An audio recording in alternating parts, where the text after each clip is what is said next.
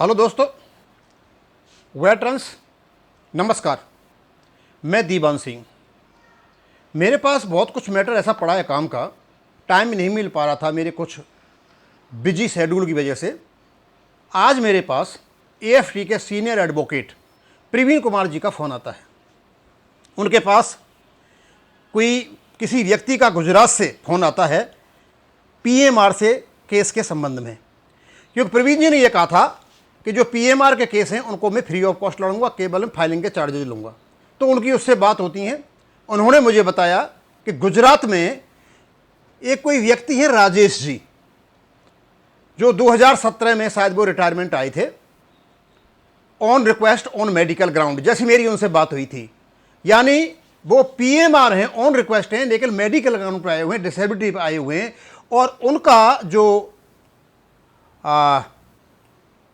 Army rule है वो है आर्मी 13(3) थर्ड 4। और ये आर्मी रूल 13(3) यहां भी दे रखा है किसमें, जो इनका नोटिफिकेशन है भारत सरकार का, जो अमेंडमेंट आया था, कॉरिजेंडम आया था इनका नोटिफिकेशन, उसमें दिया। इसके हिसाब से ये व्यक्ति पीएमआर का केस है। हमने और आगे चले, हमने देखा भाई कि इसमें है क्या क्या। तो और जब स्टडी की तो हमें पता चला वास्तव में यह व्यक्ति पीएमआर का केस नहीं है।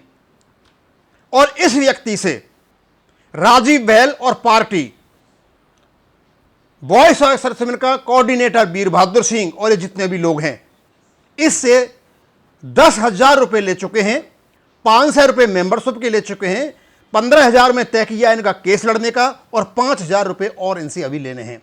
यानी एक व्यक्ति रिटायरमेंट होते वक्त जिसमें गलत आर्मी रूल लिख दिया गया, उसकी वजह से यह पीएमआर केस में आ गया।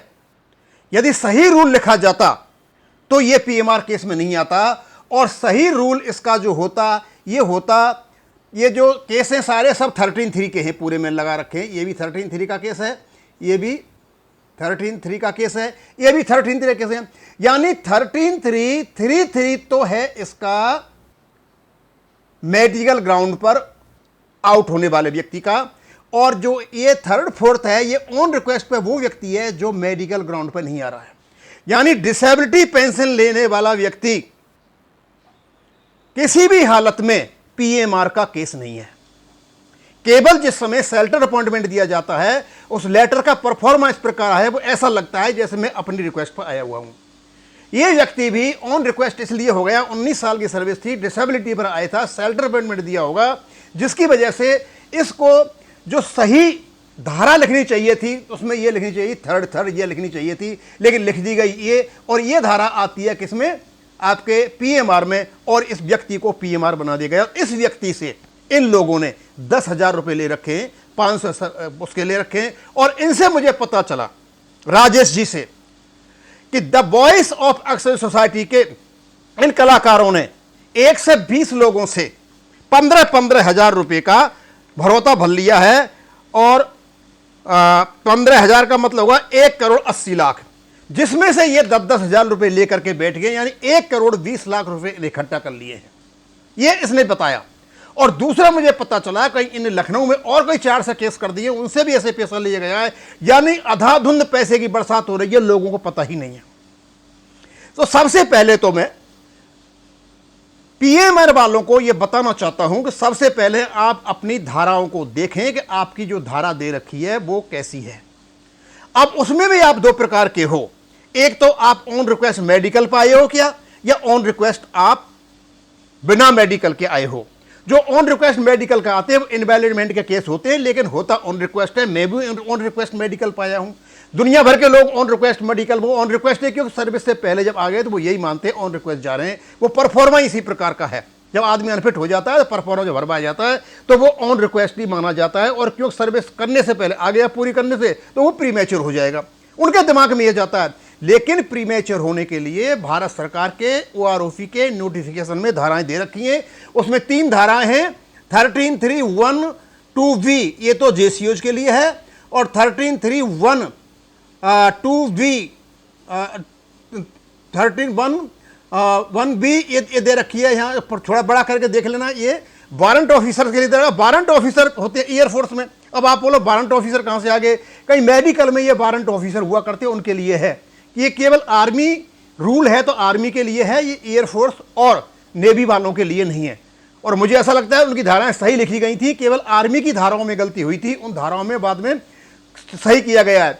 यदि यह व्यक्ति राजेश अपने रिकॉर्ड ऑफिस को लिखा जाए कि सब जो आर्मी रूल है, जो मेरे में में जो डिसेबिलिटी पर आया हूं, मैं डिसेबिलिटी पर आने की वजह से मेरी जो धारा है वो होनी चाहिए 13(3) थर्ड, ये वाली 13(3) थर्ड ये होनी चाहिए। ये आपकी मेडिकल की धारा है और ये नॉन मेडिकल की धारा है जो ऑन रिक्वेस्ट आते हैं। ऑन रिक्वेस्ट दो प्रकार से आते हैं, एक तो मेडिकल पे आते हैं और एक विदाउट मेडिकल आते हैं। अब मैं आपको दूसरी बात बताना चाहता हूं। The voice of Excel society के इन कलाकारों ने, इन दलालों ने लोगों को धोखा कर करके एक सुपर एएफटी खोल रखा है। और उस सुपर एएफटी का जो चालक है, नायक है, महानायक है, वो है राजीव बहल और ही सपोर्टेड बाय वीर बहादुर। और इनने इतना पैसा इकट्ठा कर लिया है अनभिज्ञ लोगों से, जिनको पता नहीं है कि पता नहीं ऐसे किस प्रकार के लोग होंगे। मैंने इस राजेश जी से, गुजरात के रहने वाले, बात की, उन्होंने 2 बार कन्फर्म किया, हां मुझे डिसेबिलिटी मिलती है। और यदि इनको डिसेबिलिटी मिलती है, जैसा मेरे से बात हुई है, तो ये पीएमआर का केस नहीं है। Disabled soldier is not a PMR case. केवल और केवल प्रीमेच्योर केस हुए हैं जो पूरी सर्विस न करके किसी कारण बस पहले उस पूरी सर्विस को करने से पहले आ गए, वो प्रीमेच्योर हैं। यदि वो मेडिकल की ग्राउंड कैटेगरी लेकर के आए हुए हैं या मेडिकल ग्राउंड पर गए हुए हैं या उनका आरएमबी हुआ है, तो वो प्रीमेच्योर के केसेज नहीं है।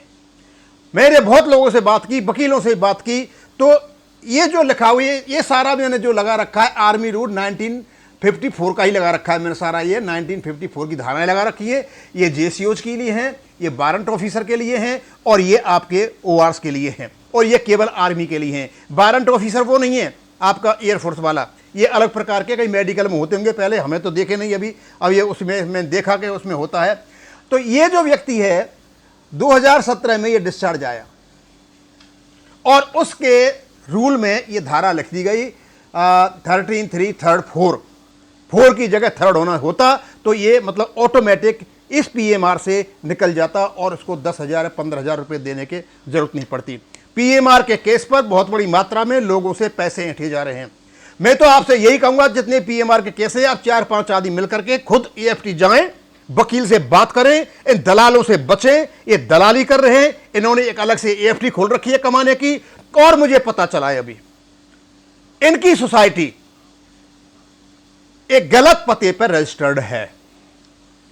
अब क्या है क्या नहीं है, 4-5 साल से इनका एजीएम भी नहीं हुआ है।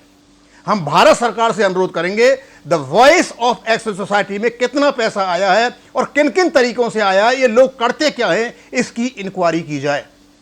और ये लोगों को जिस प्रकार भेंका करके पैसा इकट्ठा कर रहे हैं, इसकी भी इंक्वायरी की जाए। और पीएमआर वालों से मैं सबसे ये रिक्वेस्ट करूंगा, यदि वास्तव में आप पीएमआर हो तो किसी एक केस को डिसाइड हो जाने दो। जब एक केस डिसाइड हो जाएगा, उसके बाद उसी का सहारा लेकर के आप कोर्ट जाएं, एएफटी जाएं और अपना निर्णय ले लें। इस प्रकार से आपके पास ज्यादा पैसा है तो खूब लुटाएं। लेकिन मैं बार बार लोगों को गाली खाने के बावजूद भी आगाह कर रहा हूं कि इन दलालों से बचिए। यहां पर आपकी धाराएं दे रखी हैं कि कौन कौन सी धाराएं हैं जिन धाराओं में पीएमआर होगा आदमी। और यहां मैंने ये बता दिया कि एक तो ये आपका है, ये तो जेसीओज के लिए है, ये तो जेसीओज के लिए 13(3)B, ये पेन नहीं चल रहा यहां पर। और एक ये आपका 13(3) एट द रिक्वेस्ट बी वाला, ये तो है जेसीओ वारंट ऑफिसर के लिए। और नीचे जो मैंने लगा रखा है, ये यहां पे बता रखा है 13(3) थर्ड 4, ये ओआर के लिए है। लेकिन मेडिकल पे यदि आप आए हो तो उसमें 13(3) थर्ड की धारा लिखी होनी चाहिए। और यदि ये राजेश जी अपनी इस धारा को ठीक करा लेते हैं तो ये पीएमआर से ऑटोमेटिक निकल जाएंगे, इनको केस करने की जरूरत नहीं है। अब इसको मैं यहीं खत्म करूंगा। थैंक यू, धन्यवाद।